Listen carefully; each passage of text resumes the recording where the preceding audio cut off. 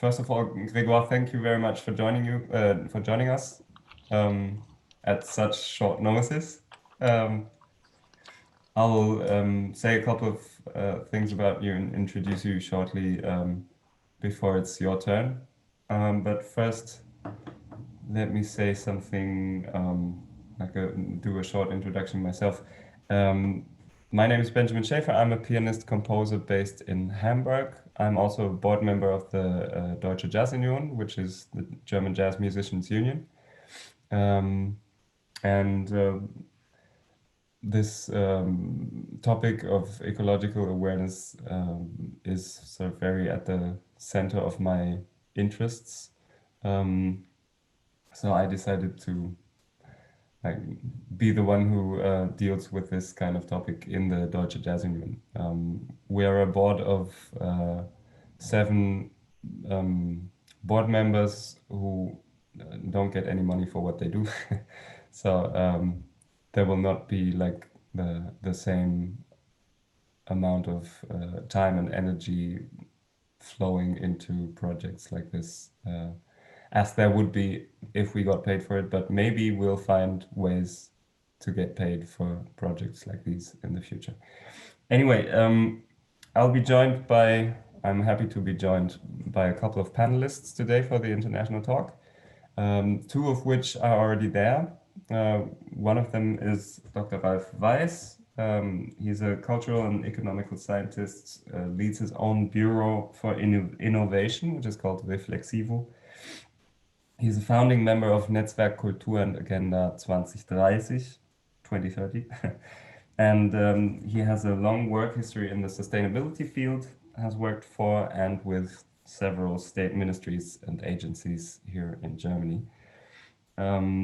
He will be saying something about the culture policy sides of things in the European context during this international talk.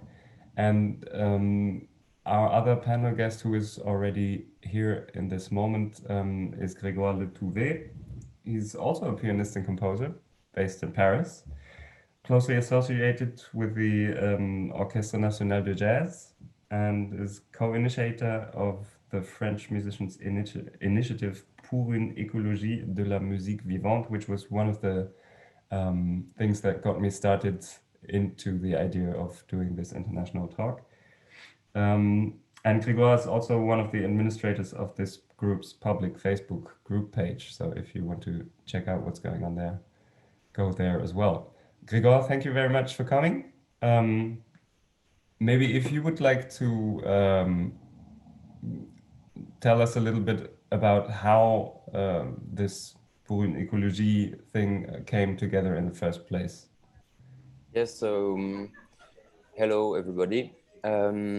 We started to work on this text during the, I don't know the word in English, confinement, Lockdown, yes, during the lockdown in March or April, I don't remember, with 20 or 30 people. We made a Zoom appointment.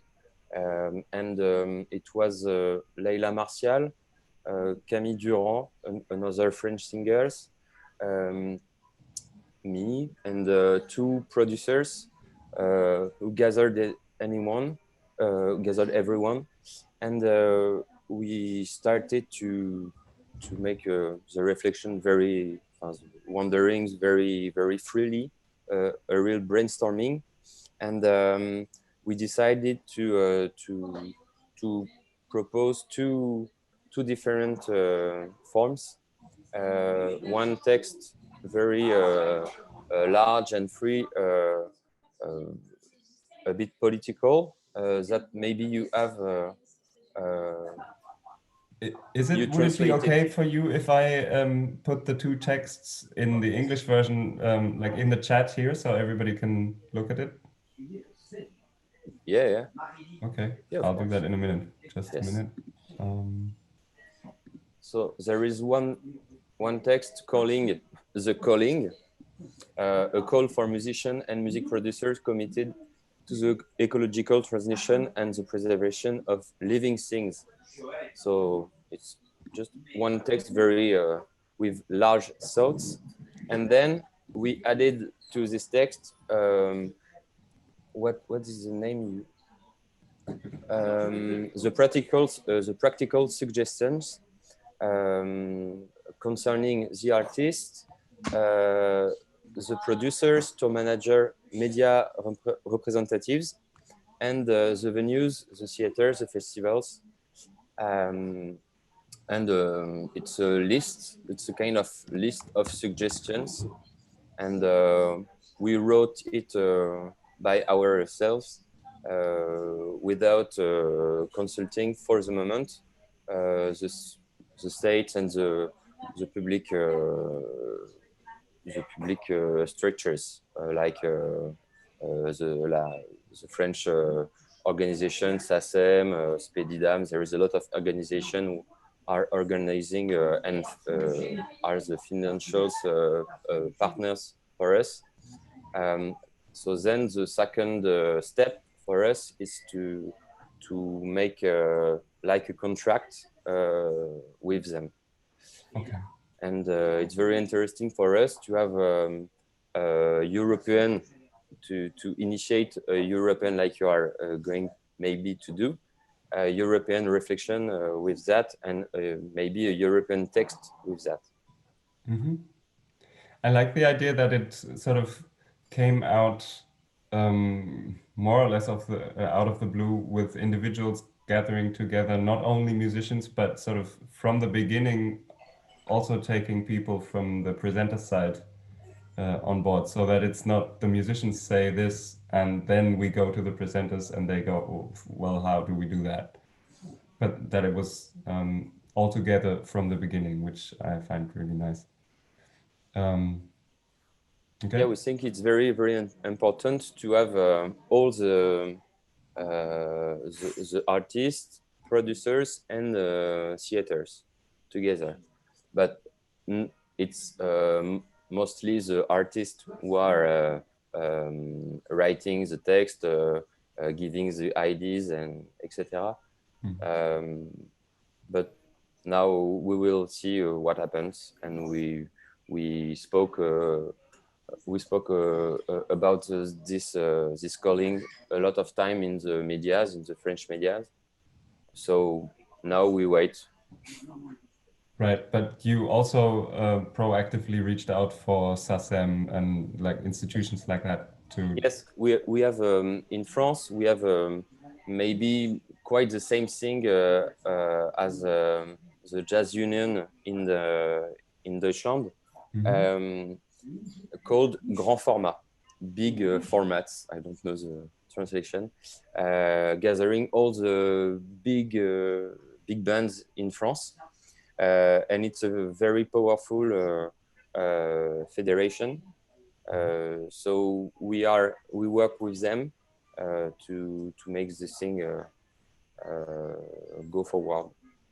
Okay, that's great.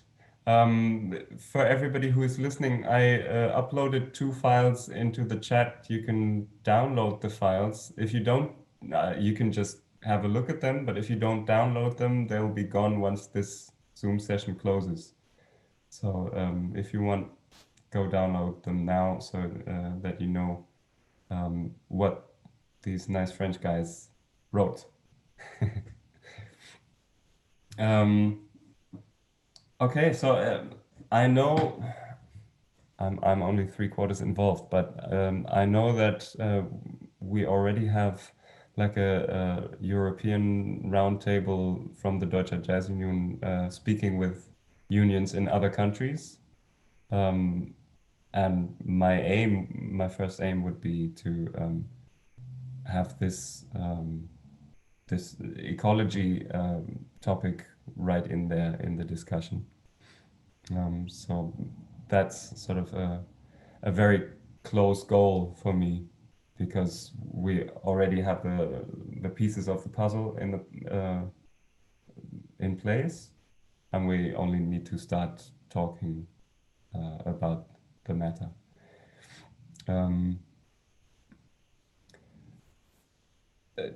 in general, if anybody of those of you listening has a question, please place your digital hand sign here so that Athena, my lovely co-host, can put you like on a waiting list and signal to me that there are people wanting to say something.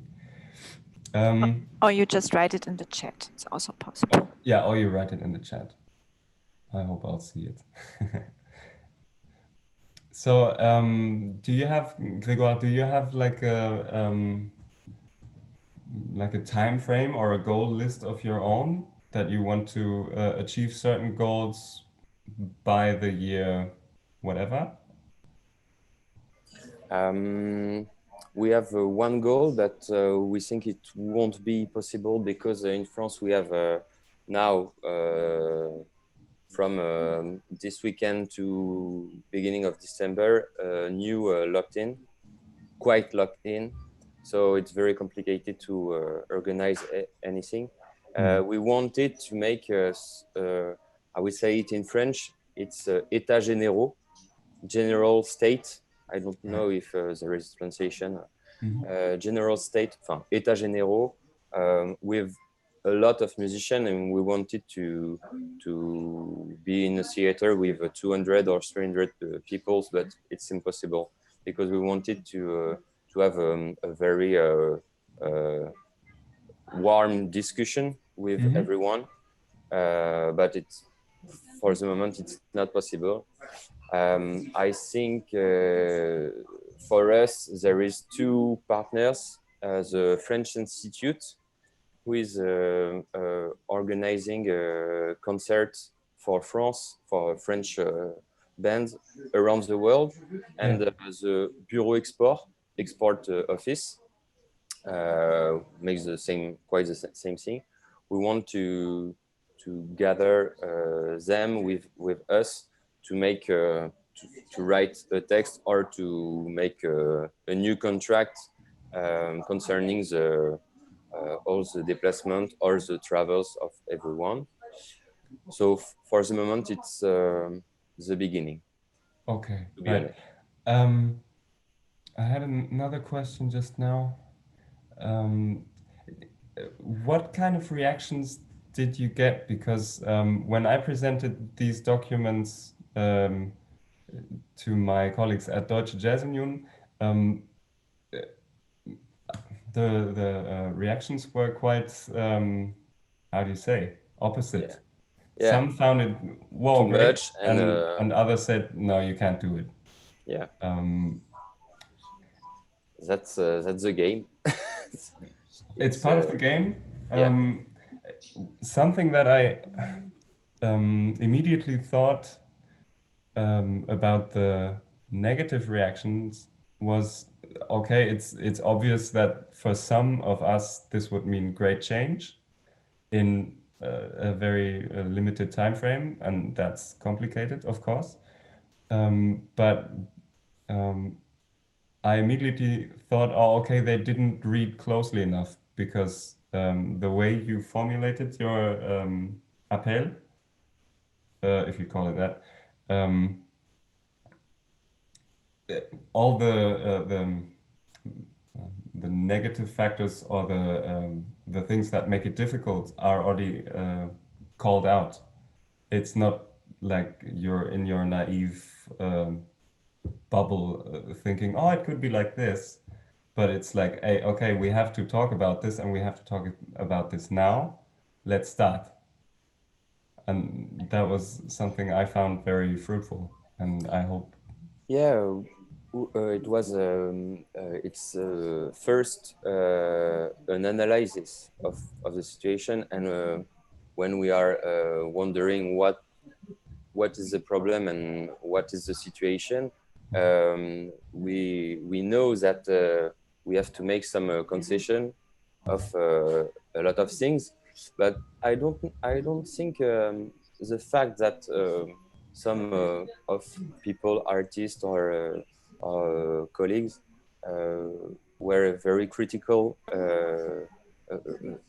were criticizing this text is not a subject for us, because the real subject is for us to take the hand of the partners and say to them, we cannot continue like this.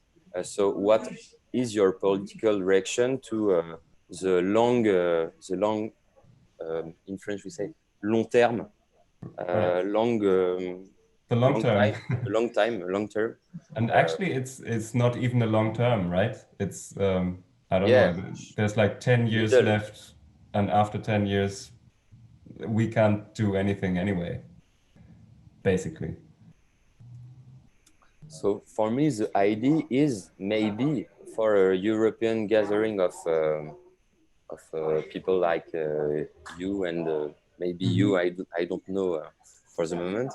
Um, is to alarm the European. There is no European music structure state. In France, it's quite easy for us because it's very structured, and but I think the political impact of a European gathering of musicians or artists with this text, with this kind of text, it can be very, very helpful and very, very strong. Because in France, we did not realize, but we made maybe 30 radio emission broadcast, podcast, an interview in 3 months, and we did not ask anyone to do this. Yeah, it's definitely something that kind of everybody knows is pressing, and kind of everybody says, "Oh, okay, yeah, go for it, great." But yeah, once it gets very concrete, it's like, "Oh yeah, okay, but there's problem to it." But anyway, one last question, because I see here that another panel guest has arrived, who I will introduce shortly. But oh, wait a minute, where was it? Gone now. It'll come back in a minute.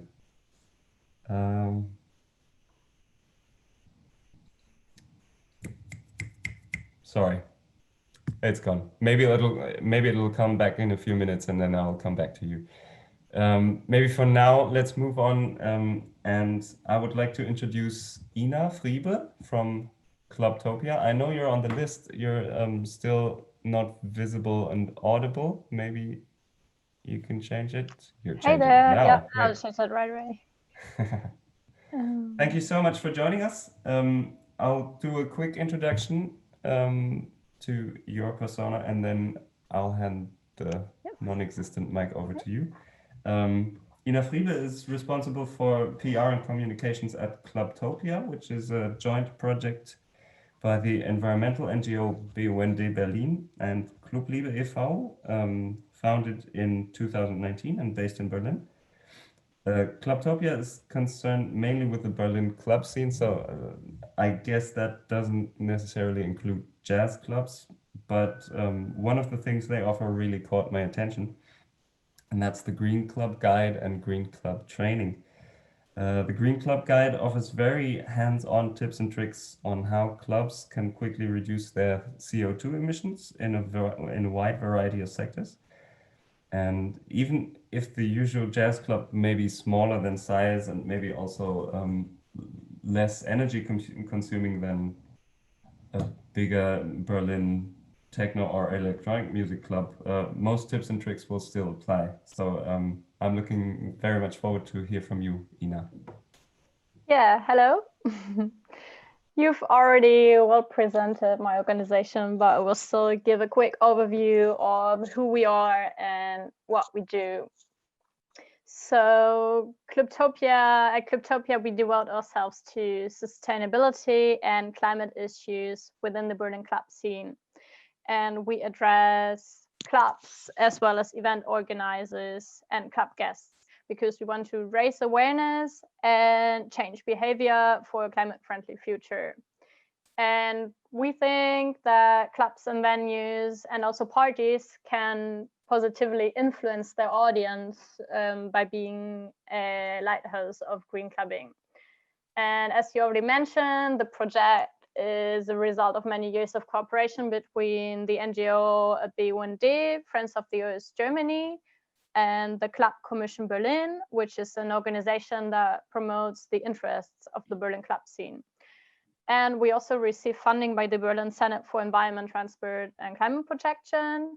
We are supported by LiveCom, which is an organization for live music venues, and the University of Applied Sciences for Sustainable Development in Eberswalde. So on a more detailed level, what does Clubtopia do? Our general goal is to connect experts of nightlife and sustainability. And therefore, we organize roundtables for green club culture, where club owners and party organizers come together with the aim of developing an eco-friendly code of conduct for their nightlife activities.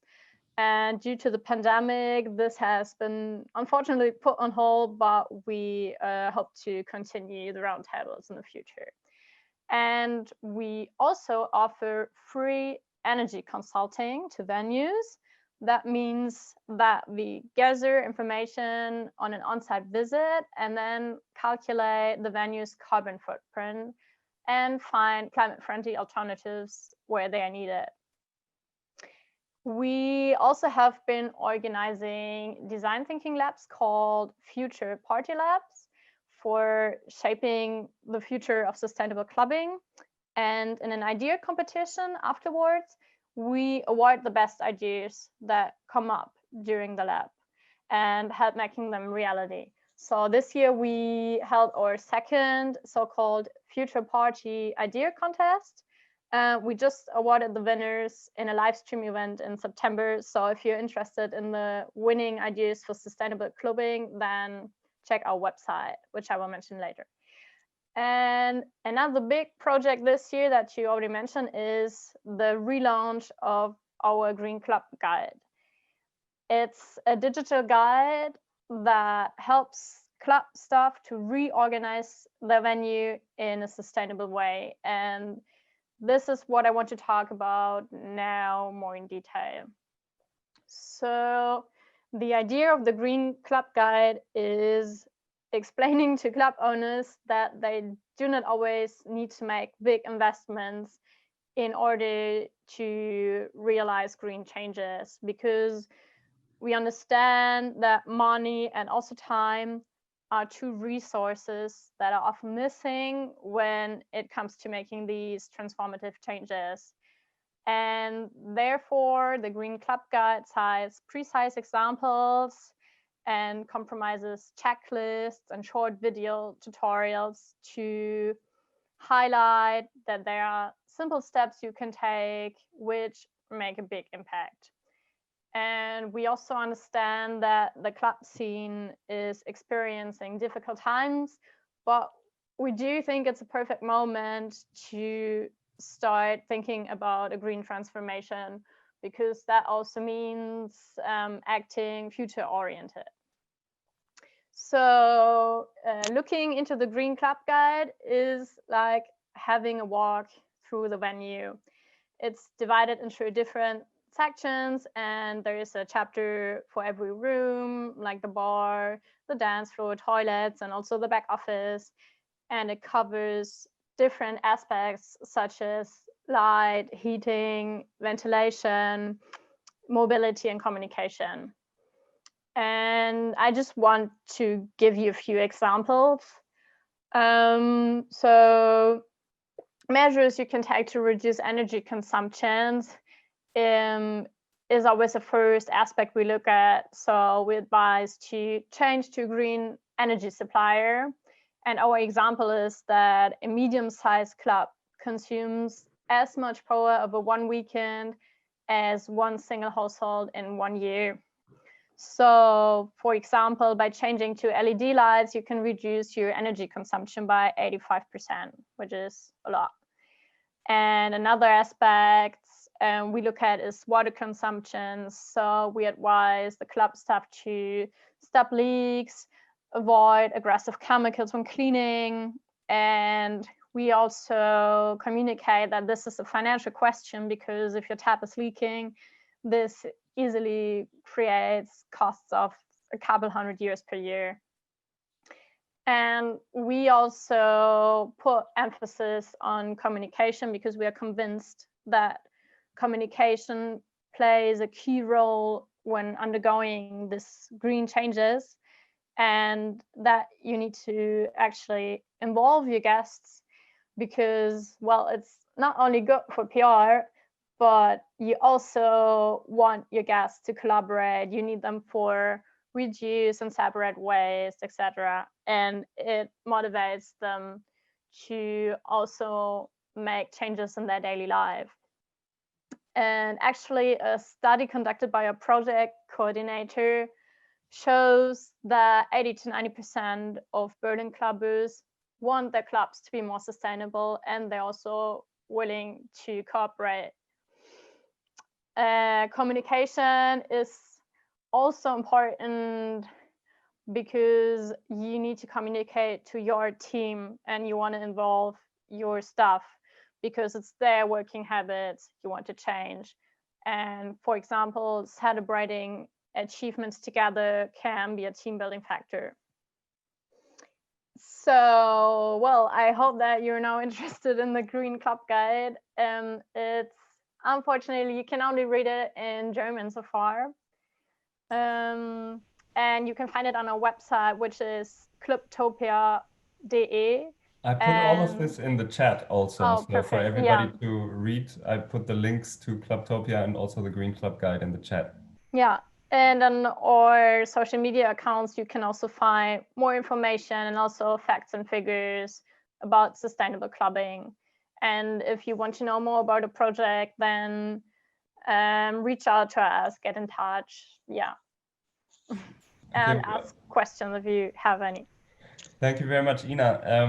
The first question I would have was, you mentioned free training courses. So would reaching out to you mean that, I don't know, let's say a jazz club or a jazz festival in Germany says, yes, I want to change something, who can I talk to? Let's talk to Clubtopia and maybe get a training of some kind. What would that look like, and would it really be free? Could you advocate it as being free? Sure. Well, there's two things. So what we're doing is energy consulting, and on the other hand, there's a training which we're doing for the very first time this year called the Green Club Training, which is already running, which just started. It's directed to club staff. So I think what you were talking is the energy consulting that I mentioned. And yes, in general, it is just conducted at venue, not even especially music venues, because we just actually had a theater. But yeah, at music venues. So as our emphasis lies on the club scene, we would most probably, if there's clubs that are waiting to have energy consulting, prefer a club. But it's in theory, it's open to everybody, to every venue, and it's a free consulting. That means that our energy experts have an on-site visit and a meeting before and afterwards to make sure that they understand every aspect. Sorry, and to support the venues afterwards in communicating the green change.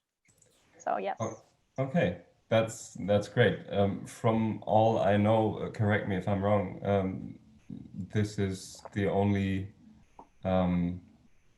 you're the only business, if you want to call it that, in the music world who offer this kind of training.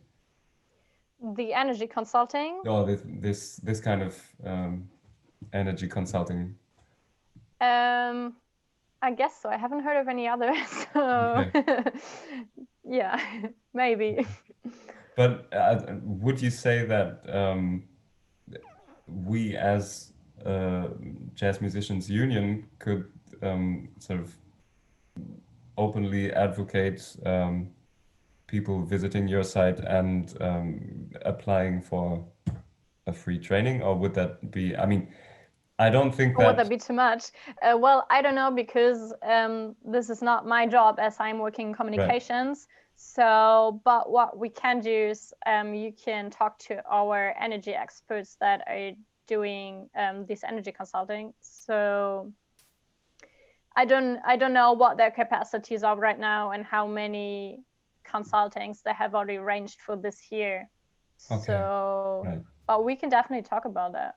Okay, great. Yeah, we can do so at a later date, maybe. Yeah.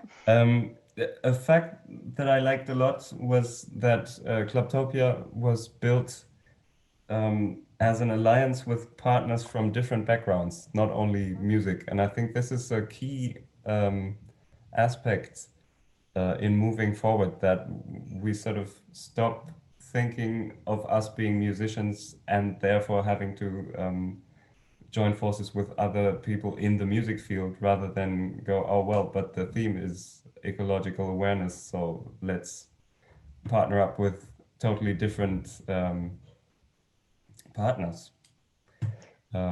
Yeah, because that's also opening more potentials for financing,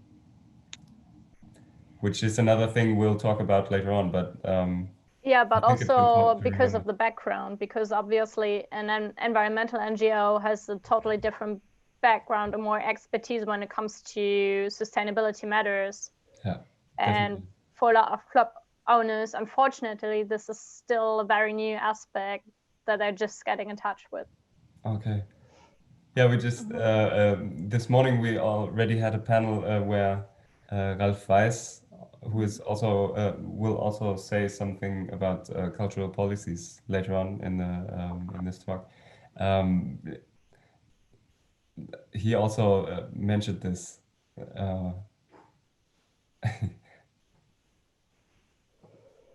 I'm sorry, I'm lost for words again. It's been a long day. But anyway. Grégoire had also a question, I think. You raised your hands before. I don't know if it's... Just a little thing. Ina, do you know the French and European organization called AGC? AGC? You know or not? Are they organizing green festivals? I think I'm receiving their newsletter. Yeah, because I have put the website in the conversation in the chat. But maybe you can ask them. You can be in touch with them very soon, because they are organizing a lot of concerts in Germany. In Italy, in France, in Luxembourg. It's a French gathering of all the venues, festival for jazz, and the general director of this organization is very sensitive to our calling we explained before. So don't hesitate to reach him. You can mention my name and he will respond to you very nicely. Parfait. Grégoire, I remembered my question from some time back. I wondered whether you drew on already available resources, because in my research for this talk today, of course, I searched the internet for resources already available. And I found some in Germany, but I was wondering, there must be like similar resources in other European countries and also France. Maybe I just didn't find them because I didn't know what to type in. Which kind of resources? Like Clubtopia, the Green Club Guide, the Green Touring Guide. I don't know.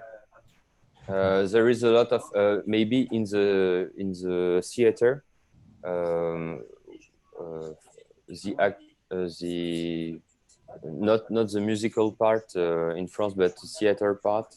I think they are most developed than us, but it's a very isolated initiative. So I don't think there is a thing like Clubtopia in France. Okay. I don't think it exists. So when you created your roundtable in the beginning, you sort of just collected your ideas, basically? What came to mind, and you had a discussion No, and but wrote it down, or? there was a lot of a company in France of artists who has made very locally in south of France, especially a lot of comment dire, démarches, les démarches. I don't know the word in English. Sorry. Okay. They worked a lot on this question, and they made a lot of suggestions for the venue where they were playing, and so it was not a burst of ideas. Some people who joined us were working on this subject since 10 years. But only with their company, with their band, very isolated. Okay. I think that's one of the main themes in this whole thing, because there are and have been already for many years like isolated dots of light everywhere around Europe concerned with this theme, but we have to like connect the dots and make it one big, let's call it light or movement anyway. Yeah, I was wondering whether you sort of started from scratch and searched your own heads, or whether it was, oh, okay, the resources are A, B, and C. Let's see what they did.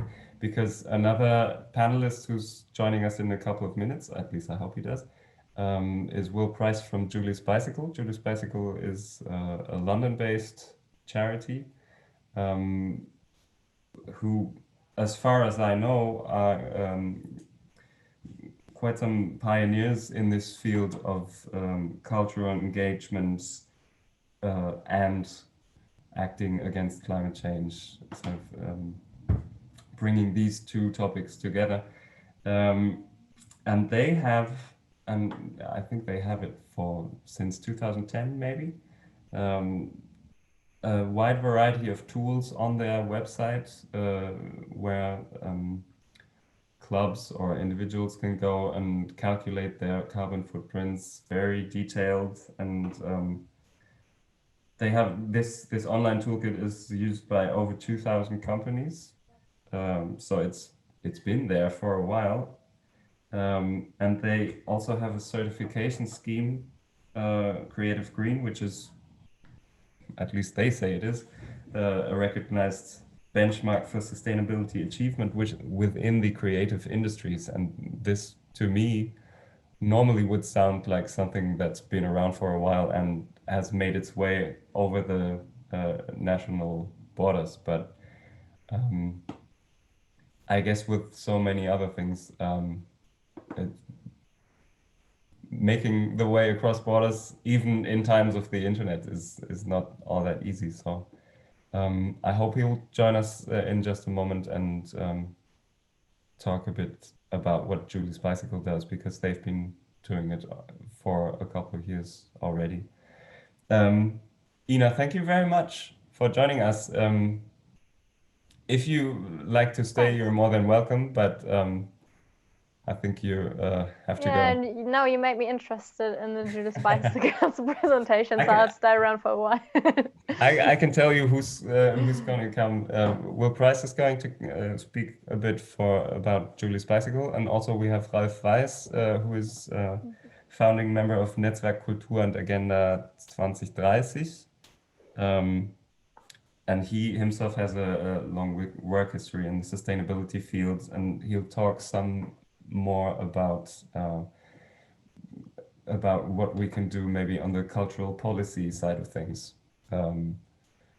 to draw on the effects that we can achieve when we leave our own bubble and sort of well, connect bubbles like music, sustainability, whatever, and so that we don't always have to draw as musicians on cultural budgets that are mostly small and very, very needed in other places. So it would be great for me, at least in my imagination, to get to a point where we have some kind of a European jazz union, even if it's not like, even if it doesn't have a bureau anywhere, but is like an informal gathering with a round table that that meets regularly, and sort of just to have like one big address for policymakers and people. I have to look up the word Fördertöpfe. Just a minute.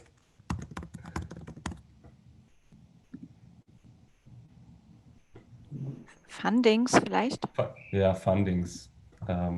Funding possibilities all the way from local communities right up to the European Union level. I would love to go more in depth about that later on. I'll just check because Will should be here by now. He's not so far. I'll just go through my slides. I actually prepared some slides which I didn't use so far. Ah, there he is. Okay. So Will Price is joining us now.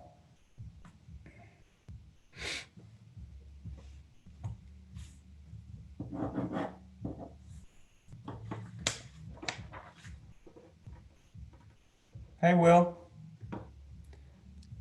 Hello. Can you hear me okay? We can. Good, lovely. We can't see you though. I know, yeah, I've just noticed. Do you want to that. hide? No, I can reveal myself. I'll just hang on 2 secs.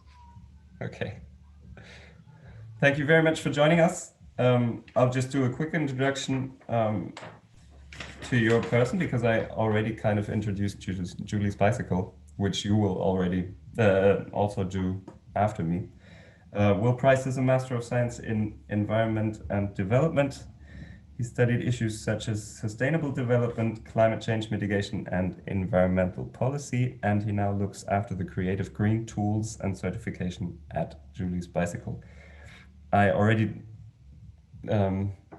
talked to our group about the creative green tools, but you'll be much better at saying exactly what that is. Sure. Do you want me to just jump straight in? Great. Yeah, go ahead. Yeah, I might just see if I can share my screen, if that works.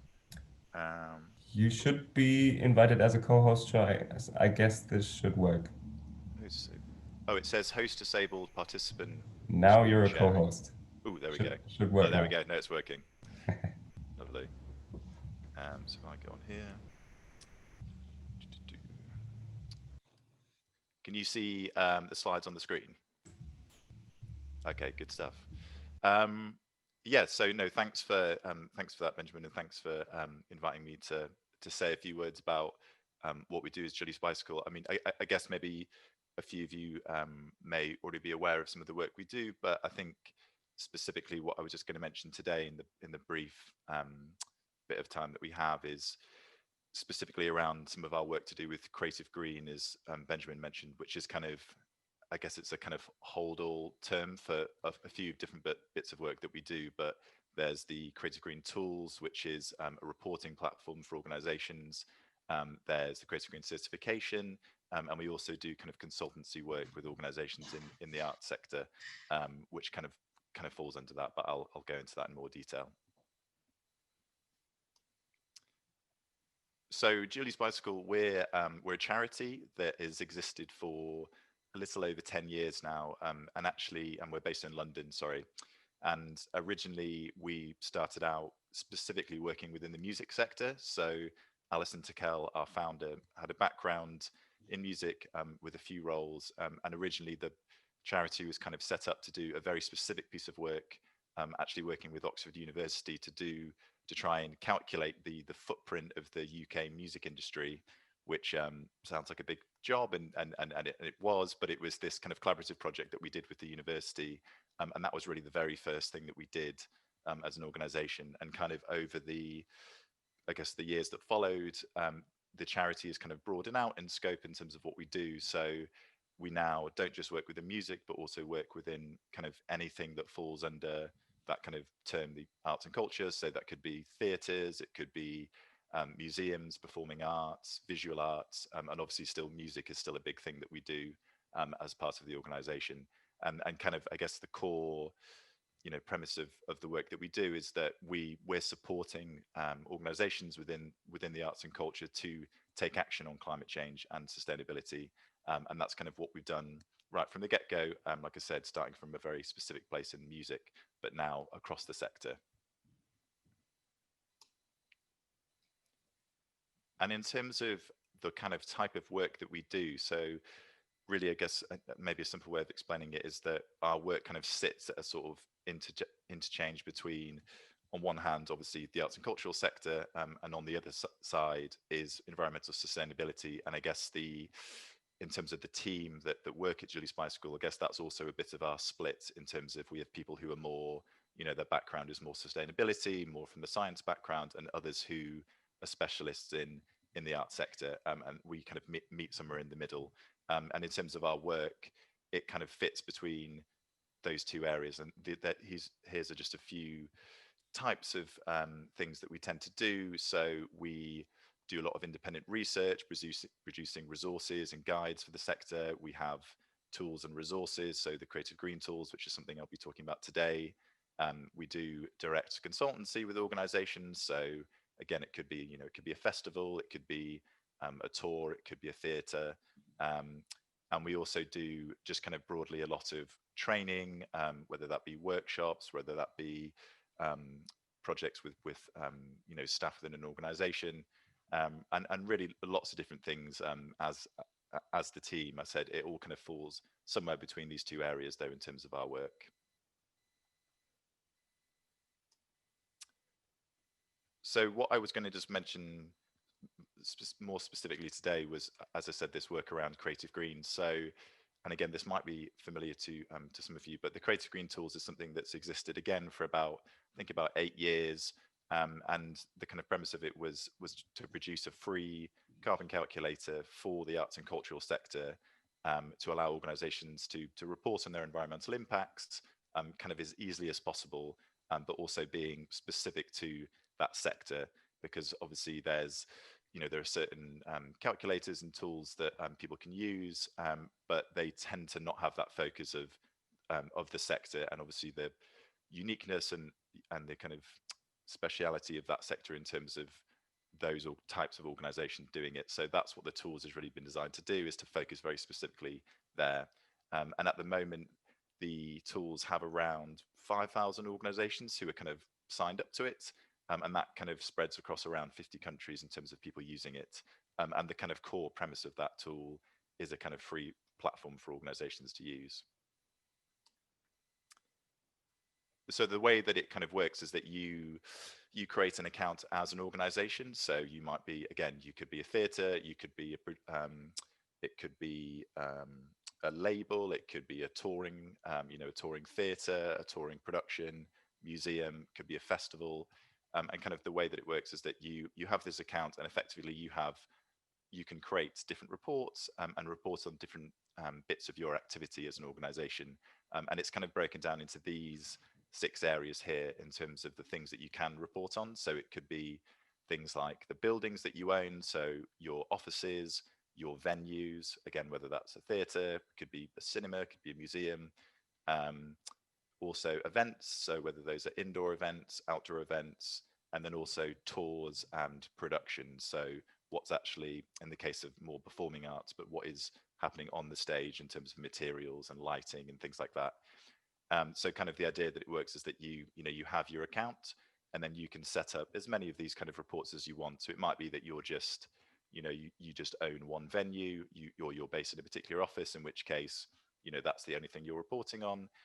Or it might be that, if you're a kind of touring company, you might have multiple tours or productions that you're kind of running throughout the year, and you want to kind of keep a track of each of them kind of individually, in which case, your account might have multiple reports on there.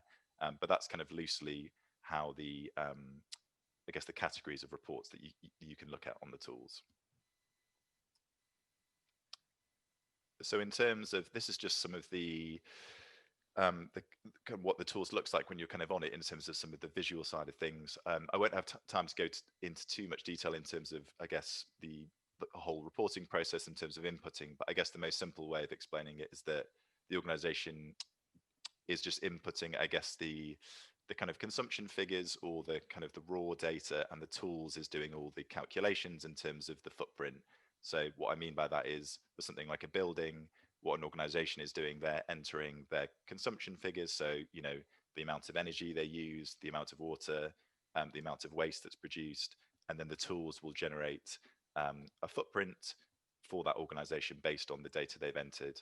For something like travel impacts, if you're a touring organization, it's the same. So kind of what you would input as an organization is basically the kind of mileage, of your, the people traveling for, particular tour or production, or whether it's just basic staff travel, and also obviously the vehicle type that you're using. So if you did, X number of miles by train, if you took so many flights a year, etc., and the tools will kind of calculate that for you. And here's just again, a few kind of visualizations of what that looks like. Effectively, you'll be produced a carbon footprint, which will be broken down into the different areas.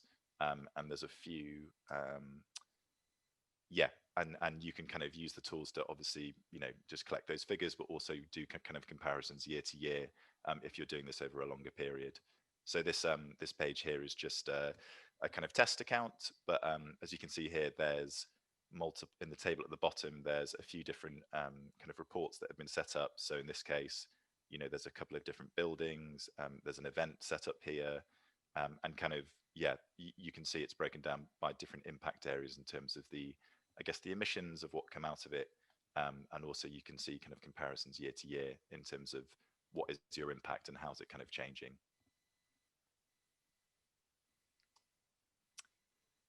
So as I mentioned, the core, I guess the core function of the tools is a free tool that's available to use. So what that means is that organizations can use it to report, and they can, use as much of the data as they want to.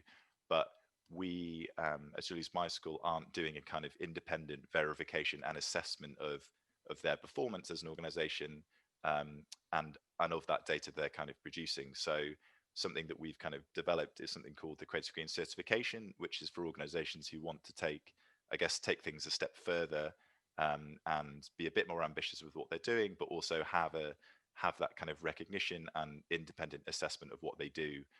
So we developed the certification as a way of doing that for the sector.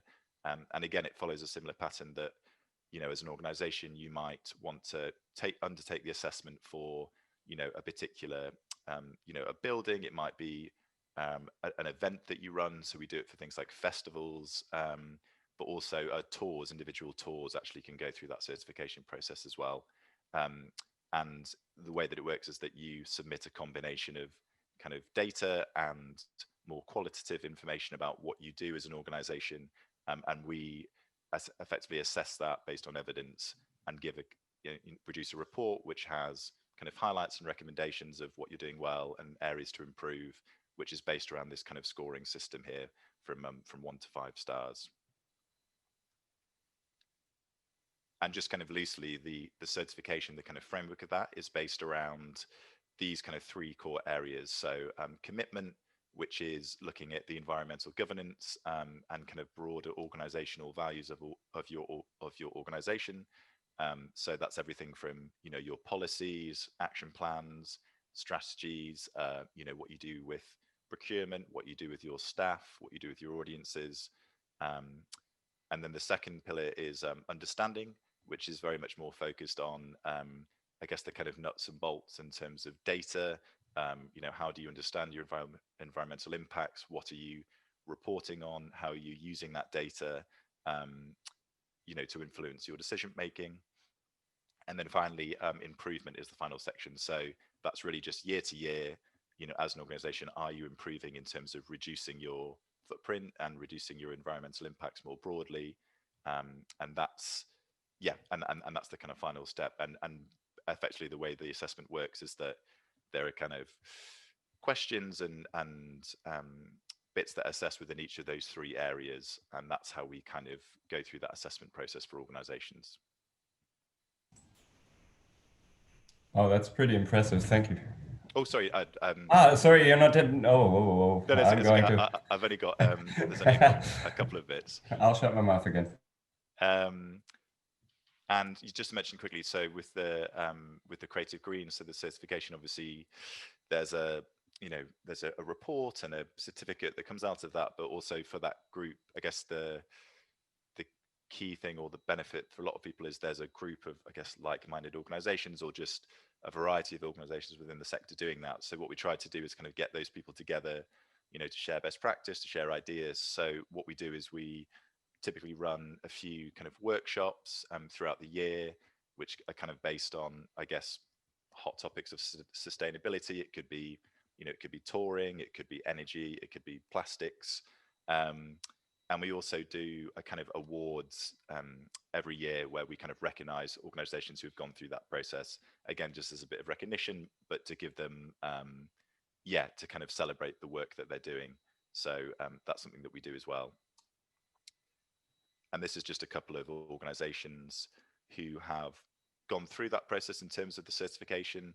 And as you should be able to see, it's kind of a combination of, there are some kind of venue-based organizations like in theatre or opera, there's more event-based organizations like Festival Republic, and also touring organizations. So New Adventures, which is Matthew Bourne's company, we've done some work with them around touring as well. So that's just a few examples. And that was, sorry, I know that was incredibly brief, but that was all I prepared. But that was just a couple of things again around that, those things, and particularly the tools and the certification, and kind of what that does. I guess it's worth noting that we do other work as an organization, but that's in terms of that particular bit of work, that's a very top line look at it. Great, thank you so much. I think it was a great insight in many ways, and this could be of immediate relevance, I guess. I was curious when you mentioned the workshops just now. Are those also freely available? So the workshops, typically what we do is, because I guess it is maybe worth noting that Julie's Bicycle, because we have other programs that kind of exist outside of Creative Green. So there are some workshops we do which are publicly available. In terms of the Creative Green ones, what we tend to do is, the idea is that they're focused on the organizations that have gone through the certification. So to kind of attend those, typically we would say that you need to have gone through that certification process. And what we've done for people additional to that is there's been a small fee to attend if you aren't part of that community, which is what we've done in the past. But actually, in light of everything going on at the moment, we have done, and obviously not in person with everything going on, but we've done a few virtual sessions which have been public to everyone, actually, just given the light of, you know, everything going on around COVID and, you know, what's going on within the sector. So I think, yeah, probably a bit of a combination. Some of the events are public to everyone, and some of them are more targeted for particular groups. Okay, that's great. Kind of a stupid question, but it was still on my mind. Will all this sort of, well, free-ish energy consulting still be available for non-England residents after Brexit? Yes. So, yeah, I guess a good thing to mention with certainly with the tools is that it's the way that it works is that there are, a set of conversion factors which are kind of built into the tools which calculates the emissions, obviously, for what you're looking at. The core, I guess the core set of those that are used on the tools are focused on the UK. Something we're doing at the moment is adding in international factors for specifically for energy, for electricity across Europe. So there will be electricity factors that are kind of regional within other European countries, but by and large the factors at the moment are UK factors. But technically anyone is allowed to use the site.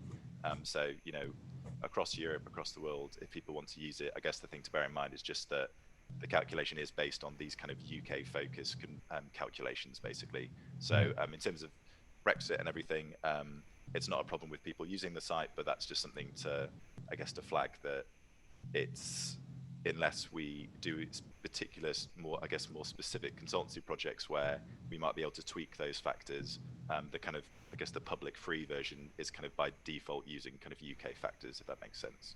Right. Okay. So we have to convert everything to miles before we enter the stuff into the online tools, or for travel, it's it can be miles or kilometers. Okay. So either or, but yeah. So it's, and actually, I guess maybe the travel ones are good to note is that, like I said, even though I've just mentioned that about the calculations, is that the travel ones are ones that there are differences between different countries, but by and large, the differences, I guess, are less stark than something like energy or electricity use, which does vary, quite significantly between countries. But in terms of things like flights and mileage and certain bits of travel, it will still give you a pretty good representation of, even if there are some slight differences between countries in terms of travel types, it should give you, a strong enough idea of what the impact of that travel is, definitely. Okay. Thank you so much, Will. That was very, very useful, very helpful. No problem. Yeah, like, if there's any other questions or anything, feel free to get in touch. Like I said, I can always share those slides or just my details if people want to follow up at all. But yeah, hopefully that's helpful. Anyway. It would be great to have those slides, actually. Maybe you can send them to me. Are those meant for the public? Can I? So I can share I can share a kind of PDF version of them in terms of Right. the document, not the PowerPoint itself. But if you want to, if you want to have a look, that information is all public anyway, so that's fine. Okay, great. Thank you so much. If you like, you're more than welcome to stay around, but I figure you have to go. Yeah, no, I'm afraid I've got to shoot off actually for another session. But like I said, if people do have any questions, yeah, maybe through you, Benjamin. But if I share my details, then yeah, feel free to follow up, and hopefully that's helpful. Great. Thank you so much. Okay, thank you guys. Bye-bye. Bye-bye. Bye. I have to move soon, so bye everyone. Bye. Bye. Thank you, Grégoire, for being part of this.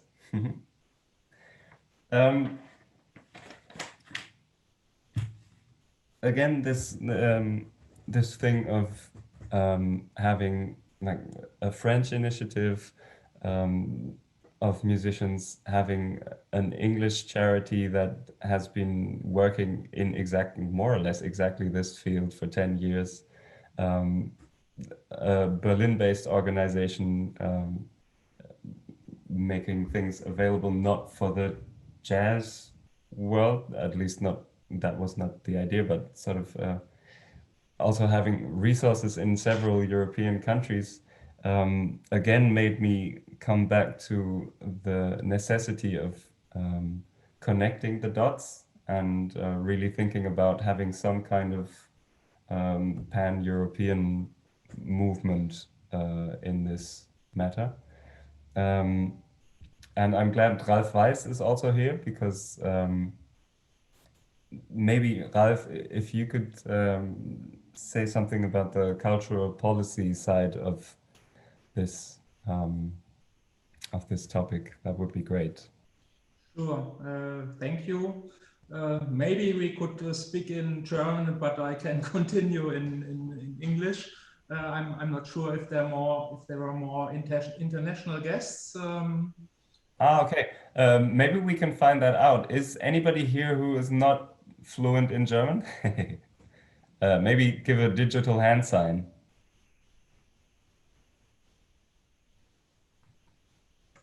Nobody. So what do you mean? I can continue in English, or maybe it's easier in German? Well, nobody says anything. Deutsch ist auch gut. Deutsch ist auch gut. Ja, cool. Dann Okay. Ja, machen wir den International Talk jetzt auf Deutsch weiter. Zack. Ja, also vielen Dank. Ich finde es wunderbar, Benjamin. Es ist ja sozusagen auch ein Start eher für die Deutsche Jazzunion. Ja. Diese Facetten, die wir heute Nachmittag zusammen haben, einerseits so unterschiedliche Ansätze, aber natürlich jetzt auch ein paar unterschiedliches Bild aufzumachen, weil wenn man über Kulturpolitik spricht und ja in letzter Zeit gerne über nachhaltige Kulturpolitik, inzwischen traut man sich, das so auszusprechen, weil ja lange war das irgendwie auch keine echte Verknüpfung. Obwohl Monika Griefahn, manche von euch werden sich erinnern, die vor 20 Jahren auch im Kulturausschuss des Bundestages vorsaß, vor 20 Jahren schon mal von der Verknüpfung von Nachhaltigkeit und Kulturpolitik gesprochen hat. Also ich versuche mal, das größere Bild zu zeichnen, vielleicht mit 2, 3 Hintergründen, die ich nochmal erwähne. Benjamin, du hast gesagt, dass ich im letzten Jahr ein Netzwerk mitgegründet habe, das Netzwerk Kultur und Agenda 2030. Da sind wir schwerpunktmäßig in Berlin und laden da unterschiedliche Akteure ein, aus dem Kulturbereich, auch aus dem Umweltbereich, und dann sind aber auch sowohl Künstler als auch Galerien und Kultureinrichtungen dabei. Das Zweite ist, dass ich zusammen oder umgekehrt die kulturpolitische Gesellschaft zusammen mit mir gerade arbeitet. Da läuft ein 3-jähriges Projekt, was genau auch den Titel hat: Nachhaltige und klimagerechte Kulturpolitik. Ja, wo einfach auch mal ein bisschen Forschung gemacht wird, was es gibt, unter anderem an Good Practices, aber letztendlich auch an Ansätzen. Das hat sicherlich einen Schwerpunkt in Deutschland, aber guckt dann auch ein bisschen über den Tellerrand hinaus. Und die dritte Perspektive, die ich auch mitbringe, sozusagen Umweltbundesamt, ist eine Station gewesen, wo ich eine Weile war und sozusagen auch da natürlich eine starke umweltpolitische Perspektive mitbringe, auch Instrumente wie CO2-Rechner hattest du heute Morgen angesprochen. Ja, also das führt dahin, Kulturpolitik einerseits auf national betrachtet, wo stehen wir in Deutschland, was tut sich, aber vielleicht jetzt auch genau in dem Konzert europäisch betrachtet, und da haben wir ja 2 Beispiele, Frankreich und Großbritannien. Ich versuche es vielleicht am Ende dann nochmal einzuordnen und steige mal mit Deutschland ein, wie sich das aktuell für mich darstellt, eben auch aus diversen Recherchen und aus den Erfahrungen, die ich jetzt gerade so habe. Da ist es so, wo ich sagen würde, es ist Bewegung drin. Ich war schon damit gestartet, dass man langsam anfängt, von nachhaltiger Kulturpolitik zu sprechen. Was sich unter anderem festmacht, erstmal einer reinen Titulierung, weil wir haben seit letztem Jahr im Bundeshaushalt bei Frau Grütters beim BKM einen Haushaltstitel, der früher nur hieß Medien und Kultur und der seit letztem Jahr heißt Nachhaltigkeit, Medien und Kultur oder Medienkultur und Nachhaltigkeit. Also es ist zumindest im Begriff aufgenommen. Es hat sich, glaube ich, nicht sofort der Haushalt dadurch erweitert. Wir haben jetzt natürlich ohnehin eine ganz andere Situation mit Corona und Neustart Kultur, aber sozusagen ist das auch so ein Signal gewesen, dass es auch formal sozusagen in der nationalen Kulturpolitik ankommt. Ich greife mal noch die Felder auf, wofür sozusagen INA steht. 2, 3 Stichworte. Einmal ist es ja Förderprogramme, ihr werdet ja gefördert. Und zum Zweiten ist es auch natürlich Unterstützung, die er leistet mit eben einem Leitfaden, mit Workshops. Und das ist natürlich ein Thema für die Kulturpolitik, wenn nicht irgendwo da die Rahmenbedingungen, die Eckdaten festgelegt werden. Und dann steht man alleine, dann kann man erstmal Initiativen auf die Beine stellen, aber kommt dann sehr schnell an Grenzen dessen, was man weiß, A, und B, was man eben auch machen kann, weil ganz frei sind eben viele Dinge nicht. Und ich nehme an, eure Energieberatung, die ist sozusagen auch über die Förderung bei den Partnern dann abgedeckt, weil das kann ja auch niemand umsonst machen. So. Also insofern sind es Stichworte für die Kulturpolitik. Und ja, vielleicht um einen Unterschied jetzt zu Großbritannien aufzumachen, das ist in der Tat ja ein gutes Stück ein Vorbild und ein Vorreiter. Julie's Bicycle sozusagen über viele Jahre hinweg und auch als Anlaufstelle. Das haben wir in der Form in Deutschland noch nicht, aber ich sage mal, wir sind ein bisschen auf dem Weg. Einerseits mit Forderungen, die von der Fraktion der Grünen beispielsweise kommen, eines Green Culture Desk. Also da sollen genau auch Finanzmittel aufgebaut werden, um so eine Anlaufstelle zu finanzieren. Andererseits ist gerade an den Start gegangen, vom BKM auch gefördert und von Jakob Bielabel organisiert, das Aktionsnetzwerk Nachhaltigkeit in Kultur und Medien, was zumindest ja auch dann ein besser finanziertes Netzwerk darstellt. Ich hatte ja schon gesagt, ich habe ein Netzwerk mitgegründet und es gibt auch 2N2K-Netzwerk, was schon ein paar Jahre unterwegs ist. Also insofern Anlaufstelle, das ist sicherlich auch eine Perspektive. Ich sage mal, ja durchaus auch eine nationale Anlaufstelle, aber durchaus auch in einzelnen Sparten. Also wer ist dann für Jazz auch ein Ansprechpartner oder auch eben in einzelnen Regionen und Bundesländer, damit man nicht nur durch ein Nadelöhr durch muss, weil da gibt es auch genug zu tun. Das zweite Stichwort, ja, Förderprogramme. Man braucht einfach Förderprogramme, um was tun zu können, um Pionierprojekt, Modellprojekt machen zu können. Und eigentlich muss man bisher sehr findig sein in dem Bereich, um ein Projekt finanziert zu kriegen. Wir wissen, der Kulturbereich ist sowieso relativ schwach finanziert und es gibt relativ wenige Programme aus dem Kulturbereich heraus, die ja so einen engen Bezug zu ja, Nachhaltigkeit, Klimaschutz etc. haben. Ein Programm beim Rat für Nachhaltigkeit, das ist der Fonds Nachhaltigkeitskultur, auch nicht wahnsinnig groß ausgestattet, aber da steht jetzt gerade in Frage, der ist über 3 Jahre gelaufen, ob der fortgeführt wird. Das sind heute gerade auch für den letzten Wettbewerb Gewinner bekannt gegeben worden. Also womit ich sagen will, die Kulturpolitik sollte da auf jeden Fall schauen, auf unterschiedlichen Ebenen, wo sie da auch Programme weiterentwickelt. Also das kann auch heißen, dass man eben Dinge einbaut in Programme, die da sind. Im Film- und Kinobereich tut sich da gerade ein bisschen was. Oder dass man eben auch neue Programme auf die Beine stellt, wo man zum Beispiel im Gebäude- oder Veranstaltungsbereich dann mal mit einem großen Schwung eben auch was lostreten kann. Und das kann aber auch auf Bundeslandebene passieren und auch auf der EU-Ebene, wo ich vielleicht zum Schluss drauf zurückkomme, auch mit einem Bezug sozusagen zum Green Deal, was da ein wichtiger Punkt darstellt. Ich wollte, glaube ich, noch einen dritten Punkt machen und das hat auch mit den Fördertöpfen zu tun. Man denkt jetzt, es ist Kulturpolitik, aber gleichzeitig sollte sich auch Umweltpolitik angesprochen fühlen und wir sollten dann auch nicht unbedingt ein Lagerdenken aufmachen, sondern es ist auch gut, wenn da die unterschiedlichen Ressorts zusammenarbeiten und sich ergänzen. Und alleine, wenn man sieht, dass das Umweltressort, BMU, Umweltbundesamt, all die Akteure, dass da die Gelder eigentlich viel, viel größer sind als das, was wir im Kulturbereich drin haben und wo natürlich auch entsprechende Erfahrungen da sind, beispielsweise mit Umweltmanagementsystemen. Weil das, was Julie's Bicycle macht, ist natürlich irgendwo Umweltmanagement, Klimabilanzen etc. erstellen. Und da kann man natürlich auch auf Umweltprogramme zurückgreifen und vor allem die Erfahrungen, die dort in dem Ressort da sind.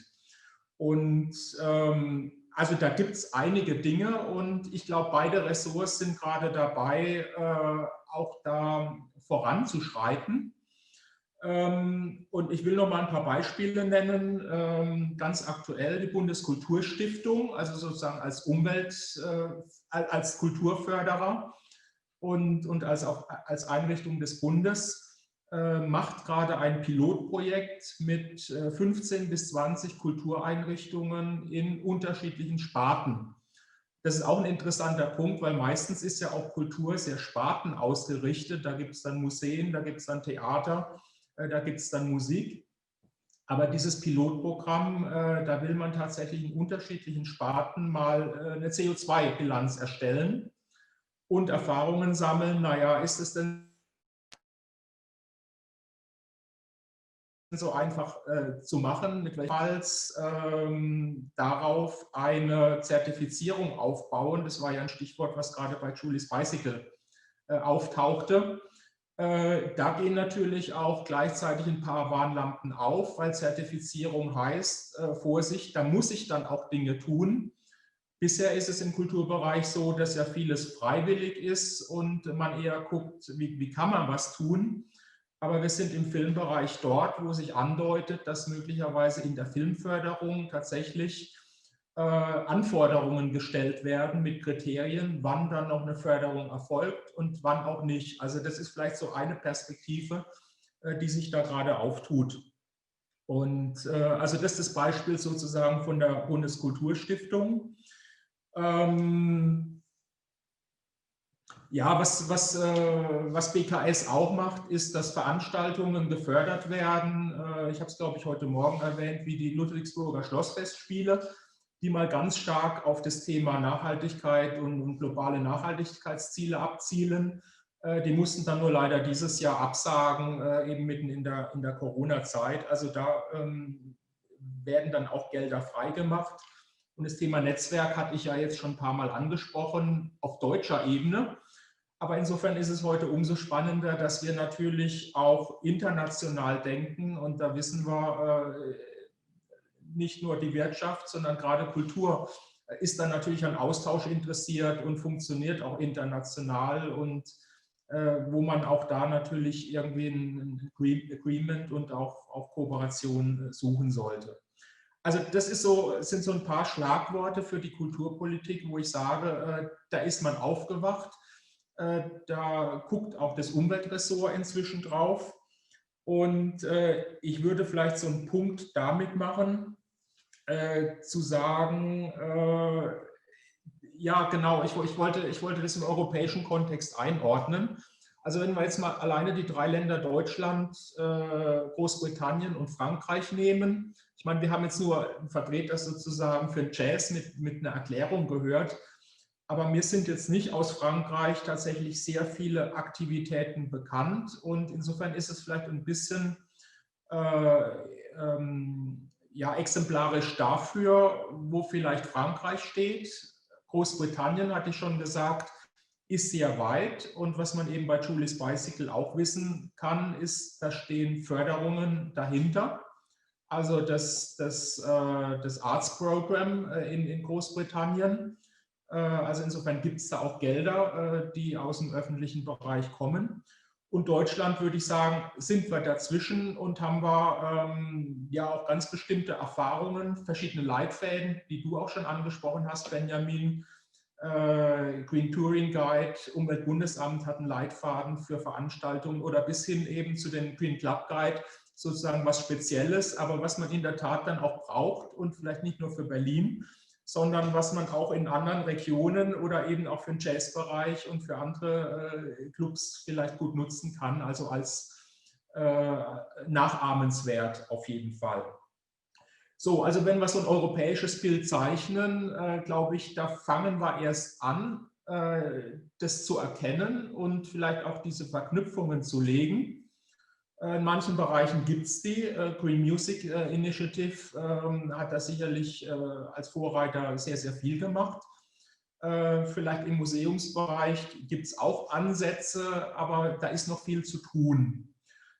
Ich schließe, was tut sich eigentlich auf EU-Ebene? Ich habe das Stichwort Green Deal erwähnt, wo ja jetzt auch in verschiedenen Runden, kürzlich gab es in der Akademie der Künste in Berlin eine Veranstaltung, wo gefragt wurde, braucht die Kultur einen Green Deal? Eigentlich ist da noch nicht viel Substanz hinterlegt, aber jetzt hat kürzlich Ursula von der Leyen im Europäischen Parlament nochmal die Klimaziele angehoben und dann auch ein paar Dinge hinterlegt. Und siehe da, es taucht ein Kulturprojekt auf europäischer Ebene. Man darf gespannt sein, was kommt. Es hört sich spannend an. Angekündigt ist ein New Bauhaus. Also ich wähle mich ja heute aus Dessau ein. Insofern habe ich da natürlich einen sehr großen Bezug.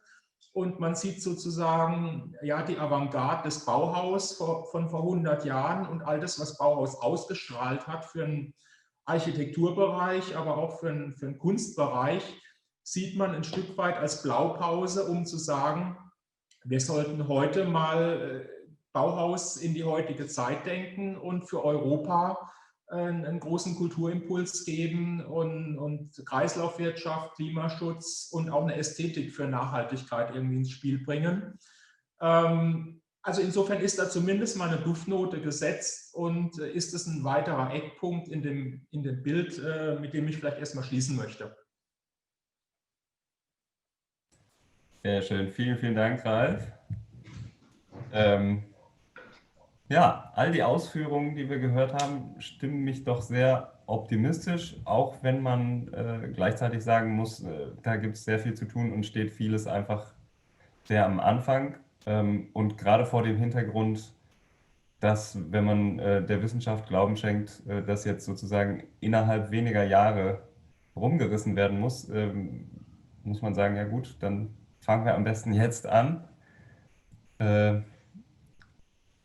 Und tun alles, was in unserer Möglichkeit steht, uns in diesem Bereich zu verbessern. Du hattest es heute Morgen angesprochen, das fand ich auch ganz interessant. Du hattest mit dem Tino Segal-Zitat angefangen, dass die Kulturbranche sich sozusagen dem Sinne nach immer noch entscheiden kann, das Ruder rumzureißen, nachdem es die ersten 30 Jahre verschlafen hat.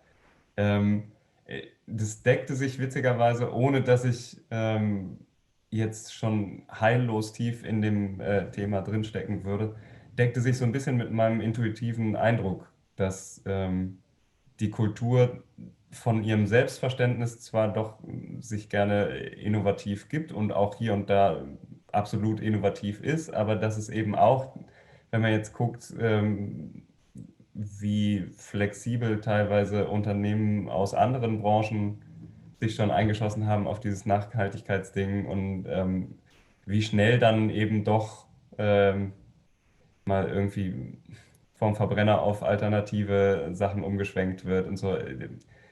Ich habe irgendwie das Gefühl, dass die Kultur eben vielleicht dadurch, dass sie so zerfasert ist und so aus ganz vielen Leuten besteht, die tendenziell erstmal ihr eigenes Ding machen und das auch vielerorts auf einem Level, wo Zeit und Geld für Dinge wie Nachhaltigkeit auch erstmal fehlen, dass die auch so ein bisschen in die Puschen kommen muss mit diesen ganzen Sachen. Deckt sich das mit deiner Einschätzung oder war das zu pessimistisch? Ja, ich weiß jetzt nicht, ob es pessimistisch ist. Also wir haben ja heute gute Beispiele gehört und es wäre ein interessantes Thema in der Rückschau für eine separate Session nochmal zu analysieren, warum die Kultur insgesamt nicht früher oder nicht viel stärker eingestiegen ist. Das hat aber auch was mit dem Verständnis von Nachhaltigkeit zu tun und den ganzen Nachhaltigkeitsakteuren.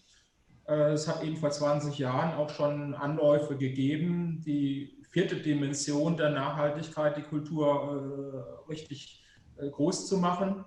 Also aber es hat auch mit der Kultur selbst zu tun und der Freiheit der Kultur und gleichzeitig, das sagt Henning Mohr von der Kulturpolitischen Gesellschaft, auch von einer konservativen Haltung in bestimmten Kultureinrichtungen, dass man sein Ding gemacht hat. Aber das ist eine neue Generation auch unterwegs und dort, wo das noch nicht der Fall ist, muss man natürlich auch weiterhin ein bisschen was aufbrechen. Okay. Super. Ich fürchte, wir sind für heute out of time, aber ich glaube, wir haben dieses doch sehr große Thema jetzt von einigen Seiten zumindest mal schlaglichtartig beleuchten können. Ich habe mich sehr gefreut, dass auch ein paar Leute zugehört haben und über die Beiträge der Panel Guests habe ich mich auch sehr gefreut. Ich würde mich auch sehr freuen, wenn wir über diesen International Talk von heute hinaus in Kontakt bleiben könnten und sozusagen diverse weiterführende Anknüpfungspunkte finden würden und weiterverfolgen könnten. An dieser Stelle erstmal ganz herzlichen Dank an euch alle fürs Zuhören und Mitmachen. Und ich sage Tschüss und bis bald. Danke, tschüss. Tschüss. Tschüss, danke für die Einladung. Jo, gerne.